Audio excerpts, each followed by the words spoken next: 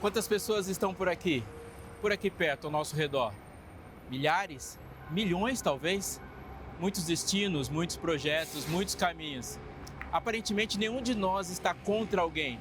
Nós somente estamos a favor de nós mesmos. Não somos somente uns milhões, somos milhões de uns. O pão meu de cada dia pode não estar na mesma direção do pão seu de cada dia. E é por isso que a nossa vida se faz assim.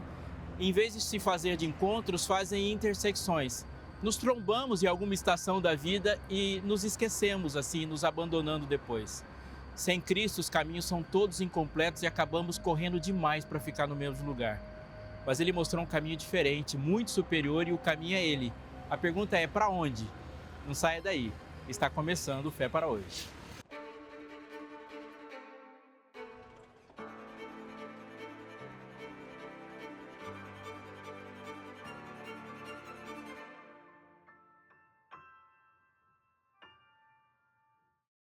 Olá!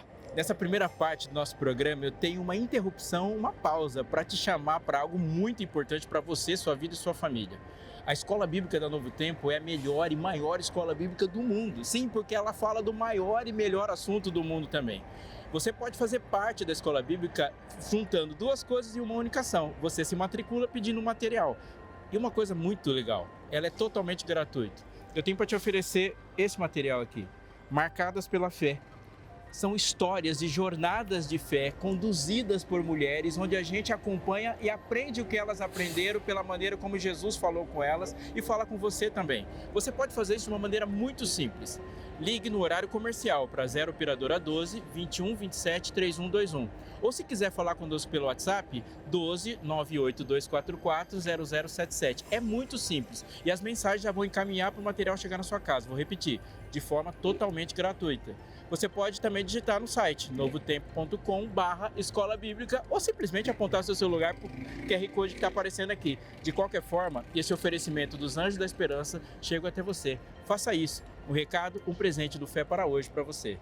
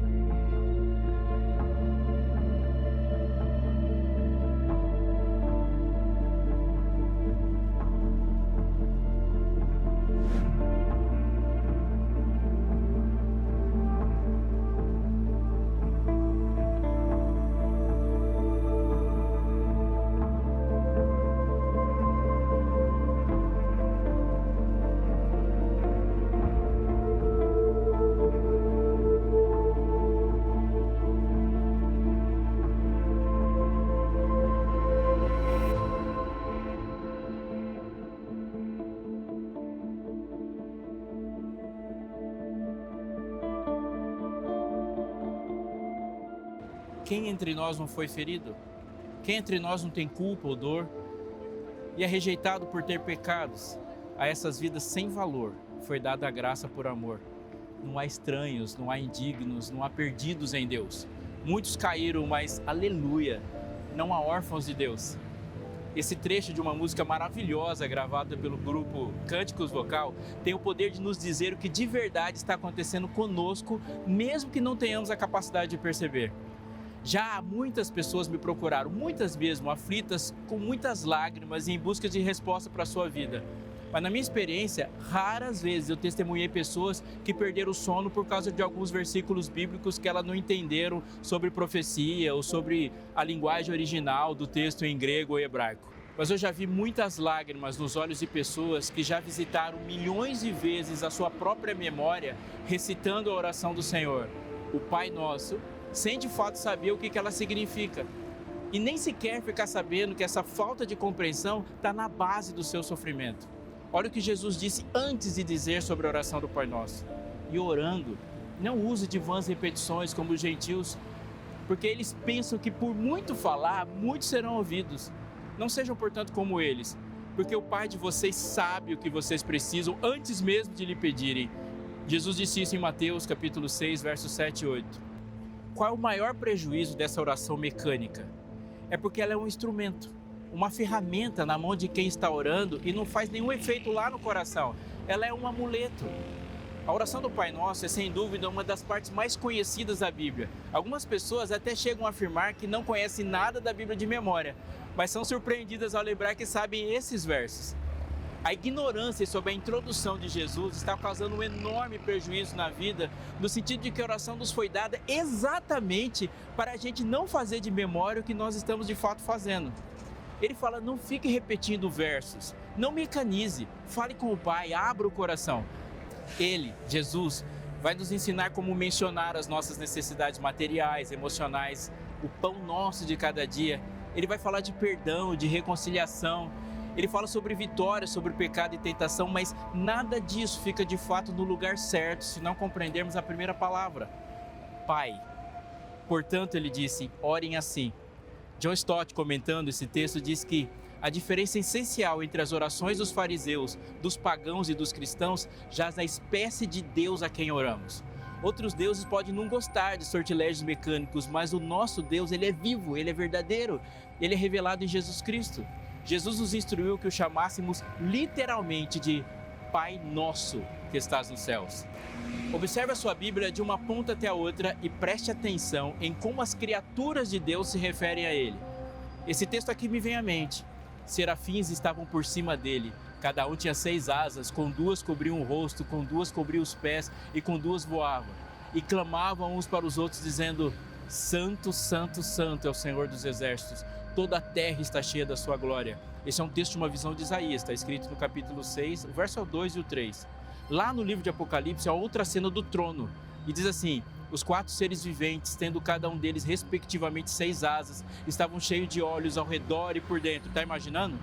Não tinham descanso nem de dia nem de noite, proclamando Santo, Santo, Santo é o Senhor, o Todo-Poderoso, aquele que era, que é e que há de vir. No começo, na primeira parte do livro de Apocalipse, capítulo 4, verso 8. É possível notar a reverência e o respeito que os anjos manifestam diante do Deus Todo-Poderoso. Eles contemplam a sua face e a sua glória de uma forma que nós não sabemos.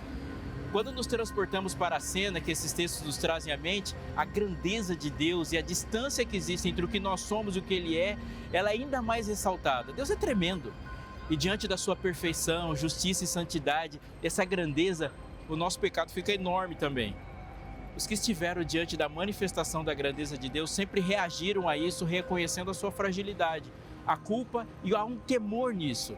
Pedro, lá naquele barco, diante do poder de Deus ao controlar o mar e trazer para as redes aquela enorme quantidade de peixes, disse, Senhor, afasta-se, sai de perto de mim porque eu sou um pecador. Isaías teve a mesma reação. Ai de mim, estou perdido porque eu sou um homem de lábios impuros e habito no meio de um povo de lábios impuros. E os meus olhos viram o Rei, o Senhor dos Exércitos. Isaías capítulo 6, verso 5. Nas duas reações, tanto a de Isaías como a de Pedro, notamos uma semelhança. Eles temeram devido à consciência da diferença de tamanho e santidade. E essa consciência que a santidade dá faz-nos voltar a entender de fato quem nós somos. E nós somos pecadores. Mas quando tomamos nosso lugar lá no monte, podemos ver, contemplar Jesus. Ele está vestido como nós estamos. Ele está falando a nossa língua, ele está usando as expressões que nós usamos. Ele entrou na padaria com a gente, ele tomou café da manhã, ele abriu a carteira para pagar o Uber, ele parou no meio do caminho para falar com o morador de rua. O anjo disse que o nome dele seria Emanuel. Isso não significa que ele é só um de nós. Só de olhar pela maneira com que ele conversa com a prostituta, já dá para perceber que ele não é um de nós. Ele faz isso sem preconceitos, ele faz isso sem medos. Ele conversa com o corrupto sem medo de manchar sua reputação. Seus pensamentos são totalmente puros, ele nunca sai de um lugar deixando as coisas como elas estavam. Ele não é um de nós não fazemos essas coisas. Ele tem poder sobre as forças que nós não temos. Ele para a enchente, ele interrompe um tornado, ele consegue esvaziar uma UTI, curando terminais com apenas um toque ou poucas frases. Emanuel não é simplesmente um de nós, mas olhando para ele de calça jeans e camiseta, não podemos negar que ele se fez um conosco. Deus permitiu-se ser visto. E o Verbo se fez carne e habitou entre nós, cheio de graça e de verdade. E vimos a sua glória, glória como do unigênito do Pai. João 1,14. nós vimos a sua glória na rua. E o resultado disso é a vontade que essa contemplação gerou nos nossos corações. A vontade de ficar perto dele, a vontade de se parecer com ele.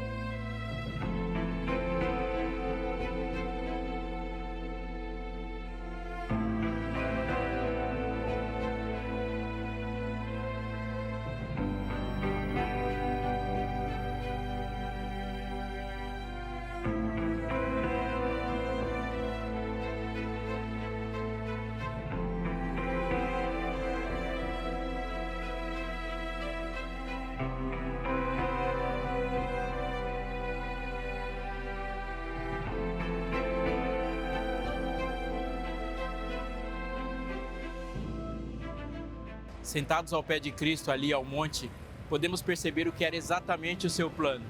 Ele veio para se demonstrar e queria que, ao olhar para ele, percebêssemos o quão distantes estamos daquele projeto inicial que ele mesmo fez lá no Éden.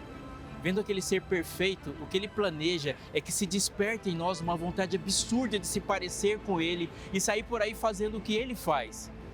Mas a todos quantos o receberam, deu-lhes o poder de serem feitos filhos de Deus, a saber, aos que creem no seu nome, os quais não nasceram do sangue, nem da vontade da carne, nem da vontade do homem, mas de Deus. João disse isso no primeiro capítulo, versos 12 e 13. Não seja louco de tentar diminuir o impacto dessa declaração de João. O que ele está fazendo aqui?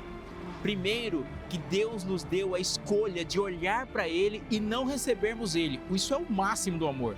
Ele permitiu-se ser rejeitado. Tudo bem, isso é uma boa definição de tragédia, rejeitá-lo. Mas vamos focar no que é extraordinário.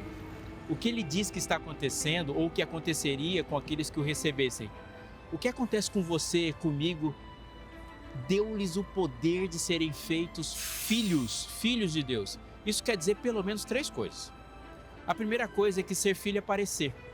Portanto, sejam imitadores de Deus como filhos amados e vivam em amor como também Cristo nos amou e se entregou por nós como oferta e sacrifício de aroma agradável a Deus, Efésios 5:1.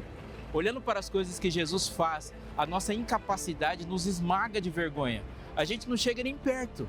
Mais que isso, não chegamos nem perto quando deveríamos chegar.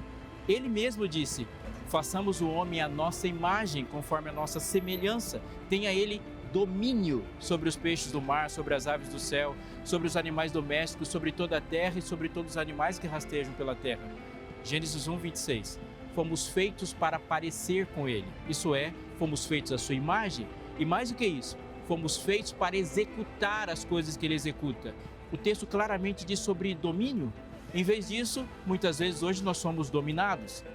Mas em Jesus, nós obtemos poder de parecer com Ele. Ele veio tornar as coisas impossíveis em coisas que devem ser a ordem do dia. Em Cristo, voltamos a parecer com o projeto divino que nos originou. Preste atenção nesse texto. Tiago falando sobre Elias. Olha só.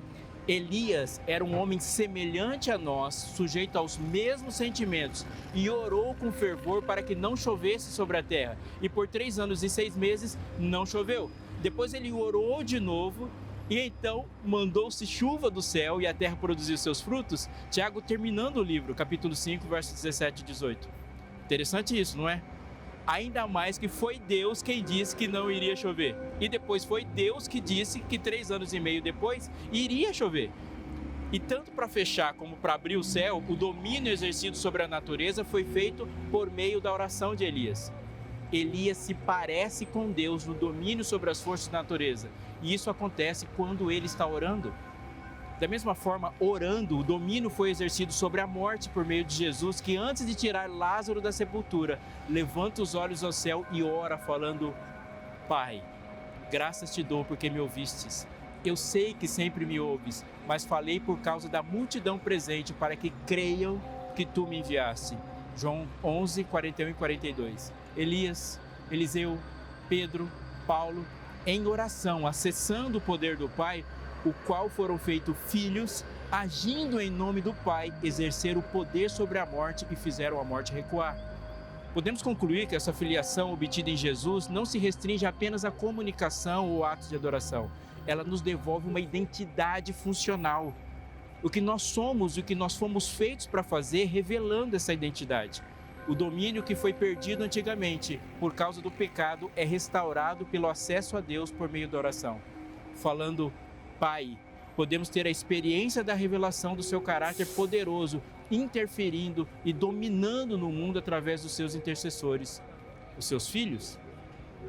A segunda coisa sobre o poder de sermos feitos filhos é que isso significa automaticamente que nós temos uma herança. A paz que vem disso é uma coisa indescritível, porque somos herdeiros de Deus.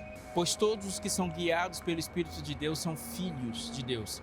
Porque vocês não receberam o espírito de escravidão para viverem outra vez atemorizados, mas receberam o espírito de adoção, pelo qual clamamos, Abba, Pai. O próprio Espírito confirma ao nosso espírito que somos filhos de Deus. E se somos filhos, somos também herdeiros. Herdeiros de Deus e co-herdeiros com Cristo. Se com Ele sofremos, para que também com Ele sejamos glorificados. Romanos 8, 14 a 17. Imagine-se como alguém que cometeu um crime hediondo, passível de morte ou prisão perpétua. De alguma forma, sua vida, tal como ela foi pensada ou planejada, já não vai acontecer mais. Você está arruinado, seu crime é de domínio público e nenhum advogado do mundo seria tolo o suficiente para queimar a própria carreira arriscando te defender. Agora imagine que o melhor advogado que existe se disponha, sem que você tenha pedido nada, a te defender. Imagine que isso será de graça. Imagine ainda que a sua fiança foi fixada em um valor absurdamente alto. O seu advogado, então, já lhe tenha garantido que, independente da sua capacidade de pagar, ele vai pagar o preço da sua culpa. Infelizmente, uma parte muito grande dos cristãos, quando pensa na redenção, só chega até aí. Mas Jesus não foi somente até aí. O ponto em que compreendemos que Jesus pagou a nossa culpa já é muita coisa, admito. Mas escute Jesus falando, escute Paulo. Todos quanto receberam, deu-lhes o poder de serem filhos, filhos de Deus. E se somos filhos, somos também herdeiros, herdeiros de Deus e co-herdeiros com Cristo. Se com Ele sofremos, para que também com Ele sejamos glorificados. O advogado é juiz, o juiz é rei e o rei te adotou.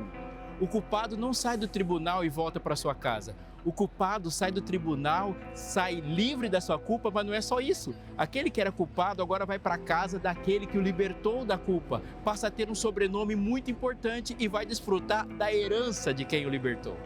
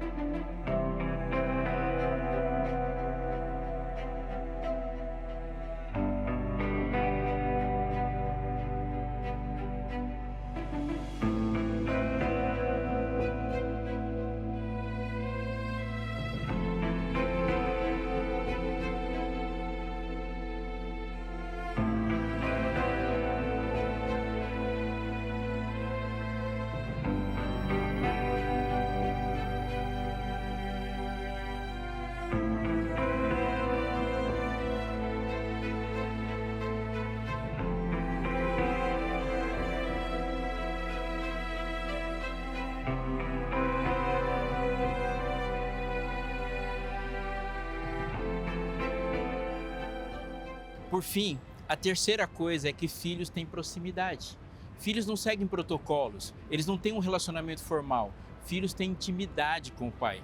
Eles podem simplesmente se aproximar e falar, abrir o coração. Da mesma maneira, também o Espírito nos ajuda em nossa fraqueza, porque não sabemos orar como convém. Mas o Espírito Santo intercede por nós com gemidos inexprimíveis. Continue ouvindo. E aquele que sonda os corações sabe qual é a mente do Espírito, porque intercede pelos santos de acordo com a vontade de Deus. Sabemos que todas as coisas cooperam para o bem daqueles que amam a Deus, daqueles que são chamados segundo o seu propósito. Pois aqueles que Deus de antemão conheceu, também predestinou para serem conforme a imagem do seu Filho, a fim de que ele seja o primogênito, escuta, entre muitos irmãos. E aos que predestinou, a este também chamou. E aos que chamou, a este também justificou. E aos que justificou, a este também glorificou. Romanos 8, 26 a 30. Há um extraordinário movimento divino que está possibilitando uma comunicação. O texto diz que nós não sabemos orar como convém. E não mesmo, sem dúvida. Se estamos pedindo mal, se não estamos pedindo mal, estamos esperando mal e a gente não entende as respostas. A nossa linguagem é imperfeita e quase sempre inadequada. O nosso egoísmo é tão perverso que ele ousa estar presente até na maneira como a gente fala com Deus. Mas temos um assistente divino nessa oração. Antes mesmo de pensarmos como essa oração vai chegar até o Pai, quando estamos proferindo, Deus já está do nosso lado, nos acompanhando, traduzindo, nos ajudando a compor o texto, dando mais pessoalidade ao roteiro que mesmo fazemos para Ele. Deus nos ajuda a olhar para dentro e ver na morada de nós mesmos o que nós não somos capazes. Mas as iniquidades de vocês, diz o texto, fazem separação entre vocês e o seu Deus. E os pecados de vocês, os pecados que nós cometemos, diz o texto, levam Deus a esconder seu rosto de vós para não ouvir os seus pedidos. Foi Isaías que escreveu isso, capítulo 59, verso 2. Dura realidade. O pecado nos impossibilita de termos acesso ao Pai. Adão não foi expulso de um lugar bonito para um lugar feio. Ele não saiu de um paraíso, ele saiu do Éden. Ele perdeu o acesso ao Pai e esse foi o maior prejuízo. O encontro na viração do dia, naquele dia de pecado, não aconteceu. Nós não podemos chegar até o santo com os nossos pecados. Isso é muito mais do que estamos fazendo. Isso é quem nós somos, o que nos tornamos. Mas em Jesus já há uma outra realidade. Eu sou o caminho, a verdade e a vida. Ninguém vem ao Pai senão por mim. Ele disse em João 14,6. Ninguém vem ao Pai por si mesmo, mas...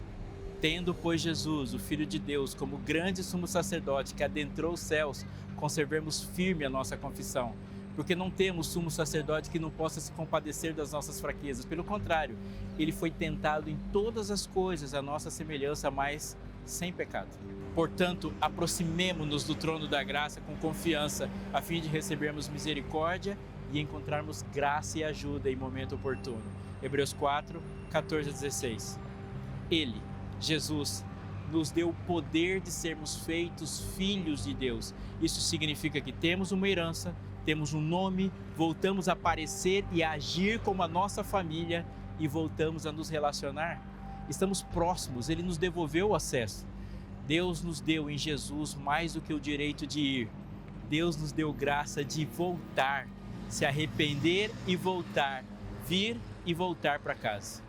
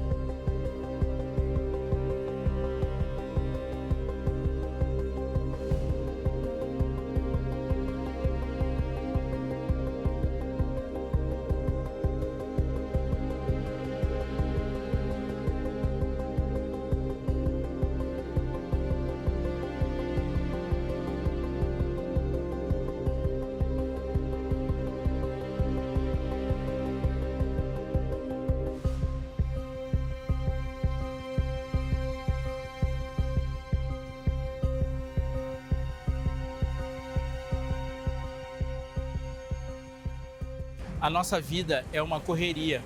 Estamos o tempo todo nos deslocando e a falta de mobilidade é um enorme problema para a nossa vida do jeito que ela está construída. Mobilidade e comunicação são pilares desse mundo ultramoderno. Sem a capacidade de se transportar rapidamente, sem a capacidade de se comunicar, nosso mundo simplesmente se desmancha. Enquanto estamos caminhando, estamos falando e com quem está perto e com quem está longe, obtemos muitas informações sobre o tempo, o clima, acidentes, os perigos, muitas outras coisas, mas não adianta saber se não chegar. A vida dos filhos de Deus se assemelha a isso. Nós estamos caminhando, nos locomovendo na estrada da vida. Nem todos nós ocupamos o mesmo compartimento. Alguns estão em outra fase, outro contexto. A vida com Jesus é assim. Nem todos embarcamos no mesmo momento. Alguns já estão viajando desde os primeiros metros da linha, conhecem mais o caminho e já passaram por muitas estações. Já viram muita gente entrar e muita gente sair. Outros fazem caminhos aparentemente mais curtos, entram mais apressadamente, mais distraídos talvez. Eu sou pastor, marido, pai. O meu vagão nessa locomotiva da vida envolve preocupações ministeriais. Eu penso na saúde, na segurança, na educação das minhas filhas, na satisfação e sucesso da minha esposa, no desempenho do reino, na minha igreja. Você pode ser uma pessoa do mundo dos negócios, um administrador, um universitário talvez. É possível que você esteja desempregado ou sofrendo pelo estresse do trabalho.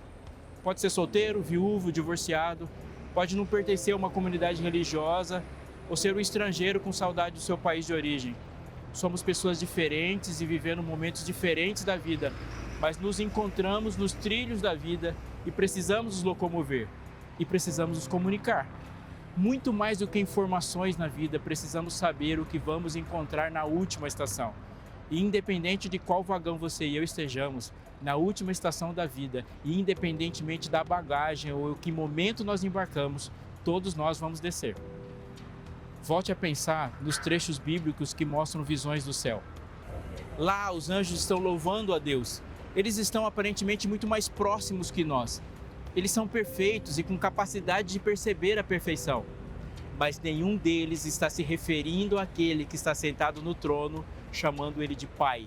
Não existe nenhuma referência na Bíblia de alguém chamando Deus de Pai que não seja você e eu.